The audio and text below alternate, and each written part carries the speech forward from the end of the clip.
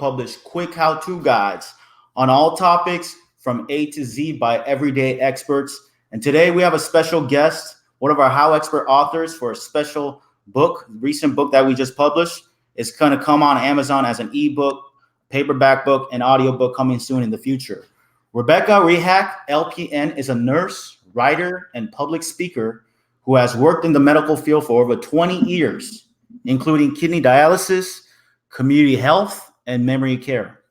As a public speaker, she helped advance programs for dialysis access care and currently teaches science camps for children. Her work has touched the lives of thousands of people. After caring for both her elderly parents, she now devotes much of her time to writing articles, blogs, and providing support for other caregivers. She and her husband live with their big furry dog in Wisconsin.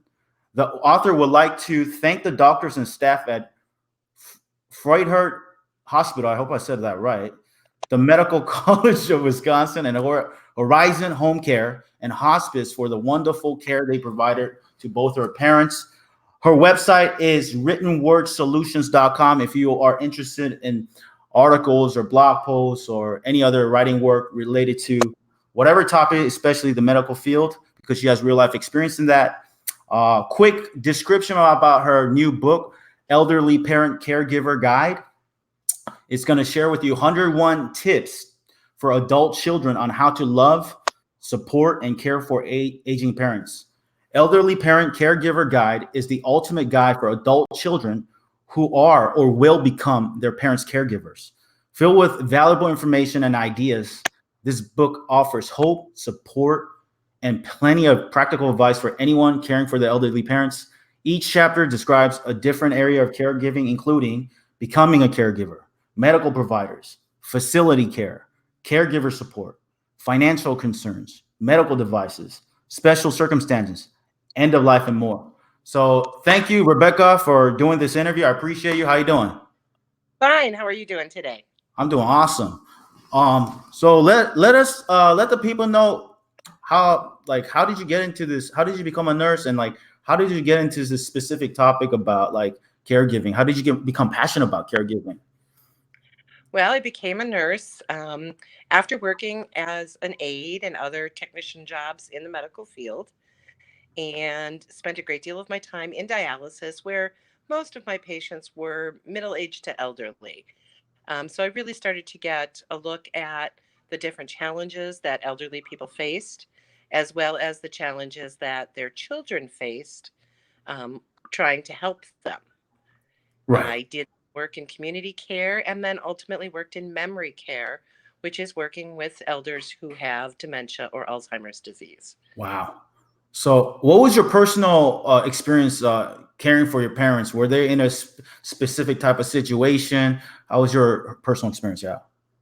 My parents had lived with my sister for about 12 years. They were active. They were retired. They worked around her house. They helped raise her children. It was, a good arrangement for everyone. And then they got sick. Within the space of 2 months, both of them were diagnosed with cancer. Wow. And that changed everything. Wow. And that's crazy. That's unbelievable. Like both of them. Both of them. Oh, wow. So you were a nurse at the time, right? Yes, I was working as a nurse at the time. And you had experience helping other people who were about their age too? Yes. Right. Yes, very much. So yeah.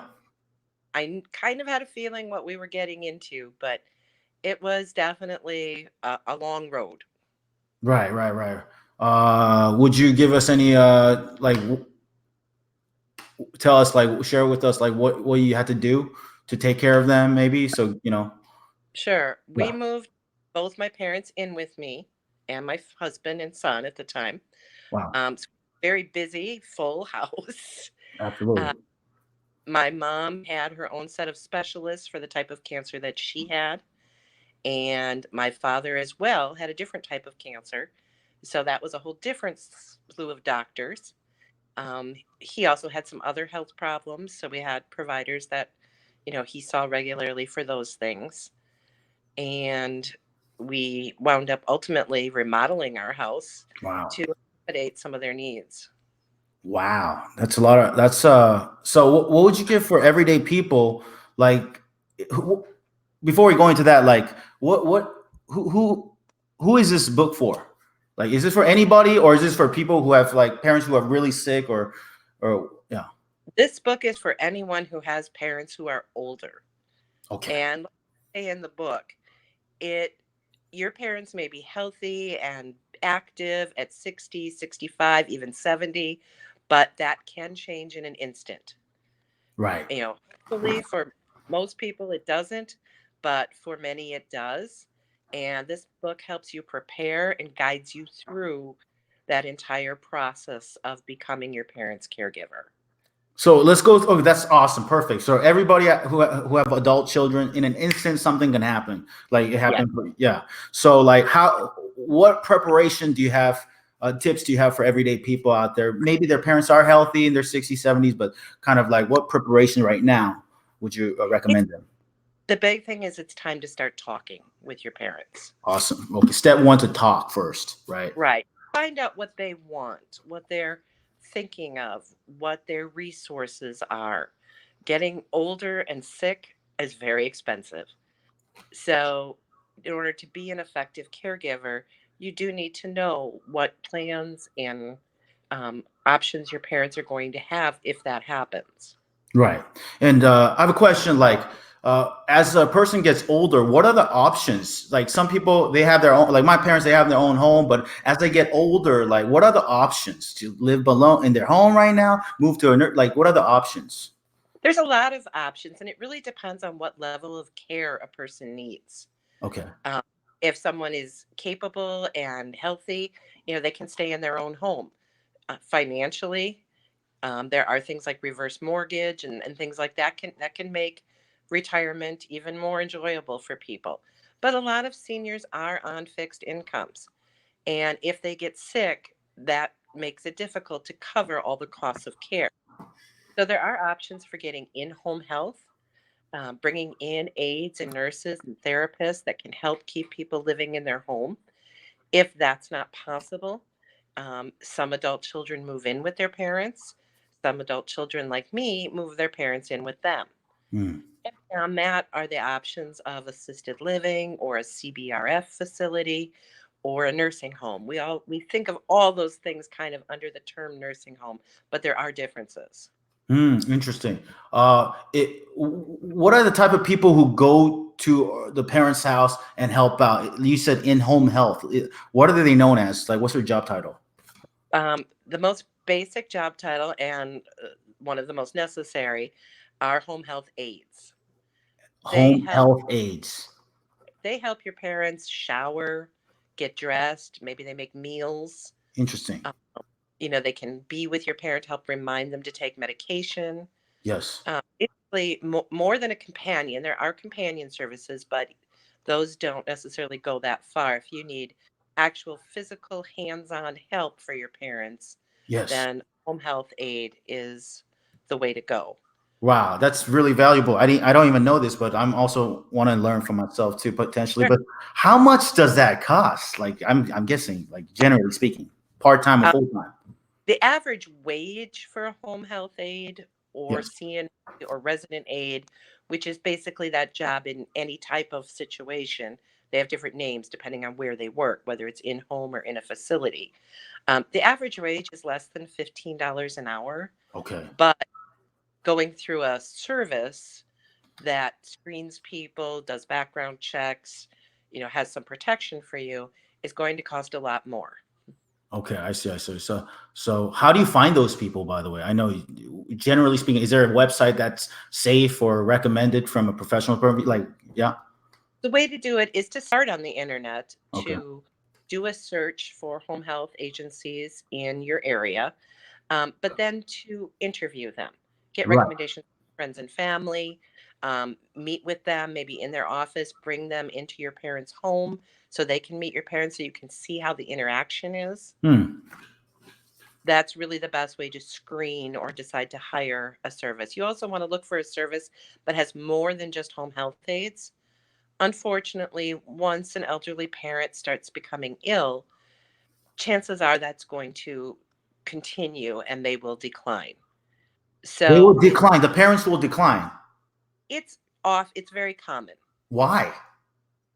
Age, there our bodies wear out at the end of our lives, making it more difficult for us as people to do the regular activities that we normally do to live daily, to get dressed, to make a lunch, to put on our old socks and shoes. That can become very difficult for elderly people who have become frail or weak, who are sick with illnesses. And unfortunately, there are illnesses that tend to hit the elderly more than they would someone your age or my age. But you're saying the parents decline support, help? No, not that they decline support, but they decline physically and need more Right, right. support. I thought you meant, oh, they declined the help. I'm No, sorry. No, okay, I no. totally get it. Totally. So you want for an agency that not only has home health aides, but also has access to sending out a nurse to do health checks or wellness checks on your parents, who works with therapists like occupational and physical therapists and speech therapists, who at points along your parents' journey might be able to help find ways to keep your parents as independent as possible.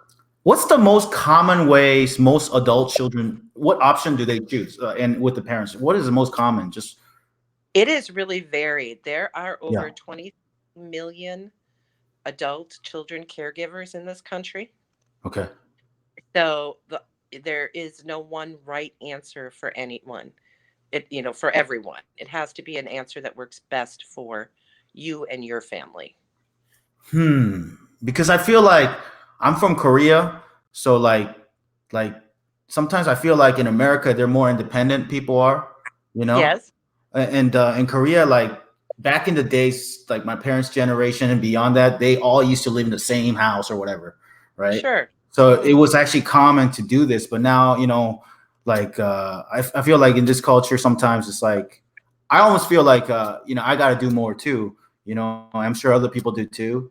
You know, but I don't know. It I just want to know what's the common thing most people do. I feel like in America, like people, like they don't do as much for the nursing parents. nursing homes are not uncommon, and they can be the best choice Nursing if an home. adult can't take care of their parents in their home or at home. But nursing homes are extremely expensive, How much are they, generally speaking? over $80,000 a year. Really? Yes. Wow, I didn't know it was that much. Really? And does insurance take care of anything or no? Oh, no. No. No. Most health insurance policies do not cover what's considered long-term care or care in a nursing home. Not even home health aides, right? No, no. They will cover, and Medicare and most insurance plans for the elderly do cover a certain amount of care in home, In home. but they won't pay room and board to move a parent into a nursing home. I see. I see. I see. I see. There are long-term care policies. They've become more popular as the cost of nursing home care has gone up. Yes. However, not every parent has it. Interesting. So now the other option is like what you wrote about elderly parent caregiver, where you take care of them at your house. Yes. Right. So can you give us some basic tips for people who are probably choosing that option? What would you give them advice? What kind of advice would you give them? First tip would be you cannot do it all yourself. Okay. Use the home health services that their insurance allows. You need to sleep, you need to eat, you need to recharge yourself. So build a team Interesting. with their providers, their doctors, the home health agency, the nurses that come through that agency, the therapists that come through that agency, and really build a team that supports keeping your parents at home and as independent as possible. That would be the Who are the main go-to team members, generally speaking? So you say, and who do you go to? Do you go to hospital to find all these people, or It who? depends on Yeah. who your medical providers are. Okay. If Let's they say have, Kaiser. I'm sorry. Let's say Kaiser or some, for example, or Well, it's really going to depend on their individual doctor. doctor. Okay. If they're seeing a general practitioner, the same doctor they've seen, most of their lives, he or she may or may not have the resources directly for this. But Hmm. a gerontologist, which is a doctor specifically for the elderly, much like a pediatrician is a specific doctor for children, has more knowledge and access to these kind of resources. Okay. Also, your local department on aging will Right. have resources. And if your parents are unfortunate enough to have a particular illness, say cancer or heart disease or diabetes, there is usually help available through that specialist that they see in their office. Okay. So main team members, it depends on the situation, but go with the doctor. And will there be like a secondary team member you recommend, for generally speaking, at a There home? is and or a social worker. Social worker. Okay. And social workers are often overlooked. We don't really I don't think people understand their importance in this type of team. Yes. They can, or they have access to resources. They know how to get help, community resources, financial resources, emotional resources. They are actually a very, very important member of the team. Social worker. What do they do? Most social workers, like I said, they will have at their disposal their own knowledge and what they've built as part of their job, for good home service agencies, for how to sign up for the Meals on Wheels program for your parents and have meals brought to the home. Oh, What community activities are available for someone who's elderly and maybe needs a wheelchair? Where can you get in and have social time where you can access the building with a wheelchair or a walker or a cane? They also provide emotional support. Growing old is not easy. no. Um, not for your parents and not for you as their caregiver. Right. So, um, social workers do provide emotional support as well, and they have resources to tie you into financial support for things like medications. Wow. So after you have a team, any other steps you recommend for people who are caregiving at home? Look at your parents' insurance Insurance. and find out what it covers and what it doesn't, so that Okay. you can use their benefits to your maximum benefit. Right. Right. Okay. Oh, maximum benefit for maximize it. Take a Right. look into it. How much home care does it cover? Does it cover equipment in the home? Um, what kind of medications does it cover? What are the co-pays? Because again, if your parents have any type of illness, and often parents will have more than one, um, we're talking some big expenses here. So it Right. helps to be prepared to know what their insurance coverage will be. Okay. Any other tips after the insurance? Again, talk with your parents Right. Right. as observe your parents. You know what it takes to get yourself up in the morning, to get dressed, to make your breakfast, to drive. And when you see your parents struggling with those things, there are resources. My book has chapters full of different devices, different options that people have to stay as independent as possible. Right. Right. Um, Right. you're noticing those things, and really looking for them and seeing them, then you won't know that it's time to start offering those things to your parents. Okay. Wow. Now this, I notice another top part of life is this is a difficult topic. End of life. Like, Yes. how do you if when that occurs to people, what steps do they take? Like what do they have to do? Generally speaking, you know, I believe that hospice care is the best answer at end of life. These are hospice. professionals who are trained to help both the patient, your parents, and the family get through that time. Hospice care, huh? So, Both my parents had hospice care, and it made a world of difference. what do they do specifically? When your parent is in hospice care, you have Okay, 24 hours access to a nurse I see, who I will see, I not only see. come over regularly, they'll come to the home or the facility if your parent's in a facility, usually once a week, more often as the end draws near. You can also call them any time of the day or night if you have questions, if you think your parents are having a new symptom, if there's any type of problem. Hospice care through Medicaid also provides for home health aides, certain amount of medical equipment that can be used and useful at end of life, like wheelchairs. walkers. And all the people involved on the hospice team are trained to work with that sense of loss that comes when you're losing a parent. Now, do you recommend discussing with all your family members, all this stuff, obviously siblings, to do this, right? I mean, Yes. yeah, communication. Talks, it's great when all siblings agree. The Yes. book does talk a little bit about difficult circumstances when siblings don't agree, but this is where that whole conversation starts early with your parents. You got to talk to At, them. right, that, at some point down the road, hospice services may be indicated. Talk with your parents early about what they want, what they're looking for, who they want to have make decisions for them if they can't make their own. What if they start saying, "Oh, you don't have to do it"? Sometimes our parents are like that. No.